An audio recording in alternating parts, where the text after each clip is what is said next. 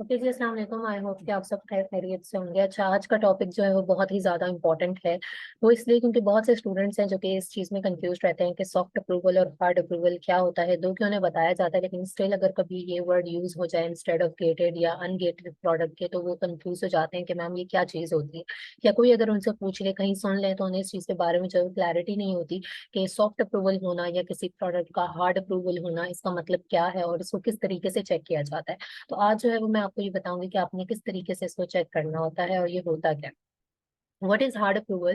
When you try to list a product on Amazon and Amazon requires invoice, it is called hard approval। ठीक है, कोई भी ऐसी product जब आप उसको Amazon के ऊपर लगाते हैं और Amazon की कोई रिक्वायरमेंट होती है कि आपको कोई इनवॉइस वगैरह कुछ सबमिट करवानी पड़ेगी, उसके बाद आप उसको लिस्ट कर सकते हैं, तो ऐसी प्रोडक्ट को हम कहते हैं कि इस प्रोडक्ट का हार्ड अप्रूवल मौजूद है और ये गेटेड प्रोडक्ट है। सही है।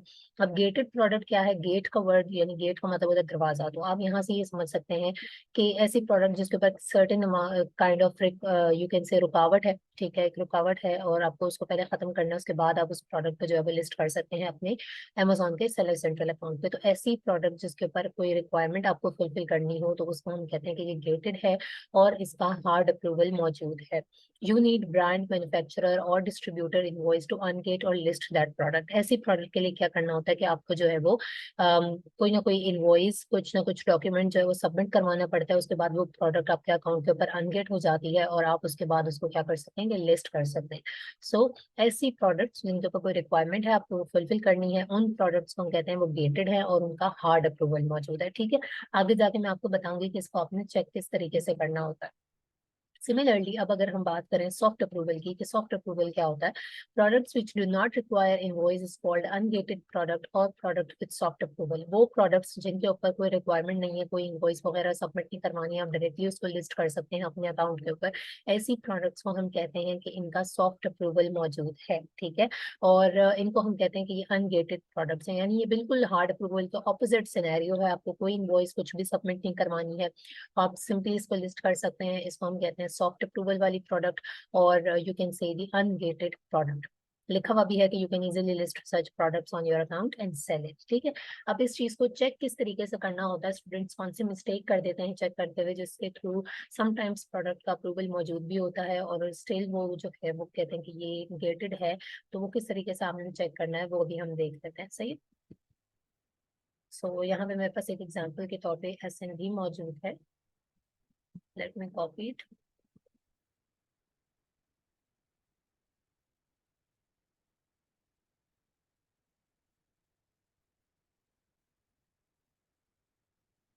स्क्रीन स्टॉप हो गई थी।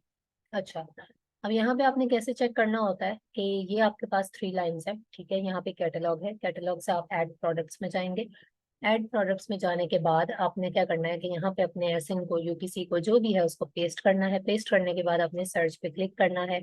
अब यहाँ पे आपने क्या करना होता है, कंडीशन सेलेक्ट कर ली, न्यू, अप्लाई टू सेल। ठीक है, दो सिनेरियोज होते हैं, sell this product and apply to sell. जब सेल दिस प्रोडक्ट लिखा हुआ होता है तो इसका मतलब होता है कि डायरेक्टली जो है वो इस प्रोडक्ट का अप्रूवल मौजूद है, आप इसको लिस्ट कर सकते हैं। और अगर अप्लाई टू सेल लिखा हुआ है तो आपने आगे फर्दर प्रोसीड करना है। अप्लाई टू सेल का भी मतलब ये नहीं है कि ये गेटेड ही होगी, आपको आगे फर्दर मूव करना है। ठीक है, अब यहाँ पे आपने रिक्वेस्ट अप्रूवल पे क्लिक करना है। अब आपको पता लगेगा कि ये गेटेड है या नहीं है।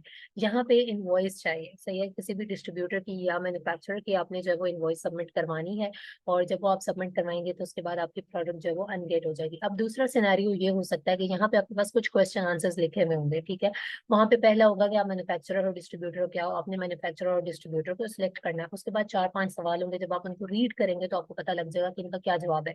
उसमें यही होता है कि अगर कोई कस्टमर कंप्लेंट होगी, कुछ भी होगा, तो कौन जिम्मेदार है, ये वो यूजुअली आपको सबका लास्ट ऑप्शन सेलेक्ट करना पड़ता है, ऑल ऑफ द अबव। आप उसको रीड करेंगे, आपको आइडिया हो जाएगा और ईमेल देनी होती है एंड उसके बाद सबमिट करते हैं तो उसका अप्रूवल मौजूद होता है। तो ऐसी प्रोडक्ट्स जिनके यहाँ पे सवाल जवाब आ जाए कुछ 4-5, ठीक है, एक वीडियो से बनी हुई होगी यहाँ पे और नीचे सवाल जवाब होंगे, तो उनको भी आपने चेक मार्क करके सबमिट करना है, उसका अप्रूवल मौजूद होता है।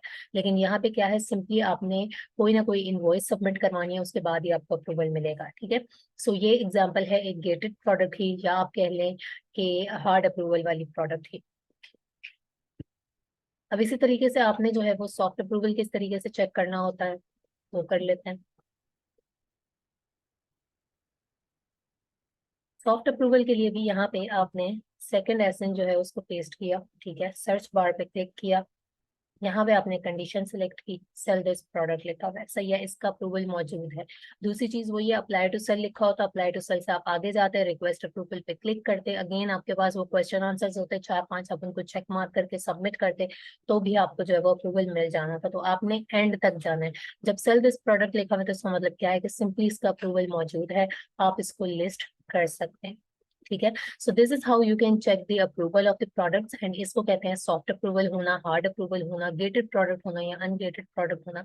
इट्स नॉट दैट डिफिकल्ट, इसके अंदर कंफ्यूज होने की बिल्कुल भी जरूरत नहीं है। And soft approval, hard approval बहुत कॉमन टर्मिनोलॉजीज है, इनका पता होना बहुत ज्यादा जरूरी है, इनके बीच का डिफरेंस पता होना बहुत ज्यादा जरूरी है। ऐसा नहीं है कि आप जो है गेटेड और अनगेटेड से वाकफियत हो, लेकिन अगर कोई आपके सामने ये दो वर्ड्स यूज करे तो आपको उनका ना पता हो, ठीक है। Both the things are similar, so इसके अंदर कंफ्यूज होने की बिल्कुल भी जरूरत नहीं है। आई होप सो कि अब आपको जो है वो ये पॉइंट्स क्लियर हो गए होंगे और आपको ये भी पता लग गया होगा कि आपने इन दोनों में डिफरेंशिएट किस तरीके से करना है। Thank you so much.